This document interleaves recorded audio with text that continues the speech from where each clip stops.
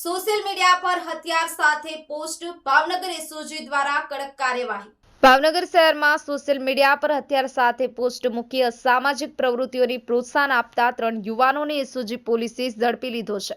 આ 3 યુવાનો કરચલિયાપરા અને સિહોર વિસ્તારમાં રહેતા હતા અને તેઓએ સોશિયલ મીડિયામાં હથિયાર સાથે ફોટો શેર કરી ભયનું વાતાવરણ ઊભું કર્યું હતું। પોલીસ દ્વારા મળેલી વિગતો અનુસાર આ યુવાનોએ કેટલાક સોશિયલ મીડિયા પ્લેટફોર્મ્સ પર હથિયાર સાથેની તસવીરો અને વિડીયો પોસ્ટ કરી અને લોકોમાં દહેશત ફેલાવવાનો પ્રયાસ કર્યો હતો।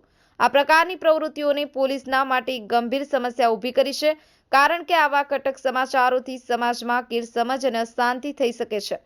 એસઓજી પોલીસની કાર્યવાહી। ભાવનગર એસઓજી પોલીસે આ પરિસ્થિતિની ગંભીરતાથી લઈ વહેલી તકે તપાસ શરૂ કરી અને આ 3 લોકોની ઓળખ મેળવી તેઓને ઝડપી લઈ તેમની સામે કાયદેસરની કાર્યવાહી શરૂ કરી દેવામાં આવી છે।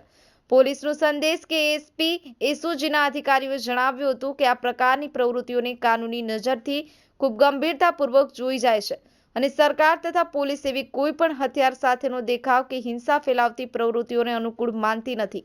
આ પ્રકારના પ્રચારથી શહેરી જીવન પર ખરાબ અસર પડી શકે છે અને એના પરિણામે કાયદાનો કડક ઉપયોગ કરવો જરૂરી છે। અલ્પેશ ડાબી, ન્યૂઝ 9 ગુજરાતી, ભાવનગર। મારું નામ અર્જુન છે, કરચલિયાપરામાંથી છું। મેં મારા ફોટો છરીવાળો મૂક્યો હતો, એ કારણે એસઓજી પોલીસ મને લાવી છે। હવે મારો ફોટો નહીં મૂકું। હું સૌરવ કરચલિયાપરામાં રહું છું।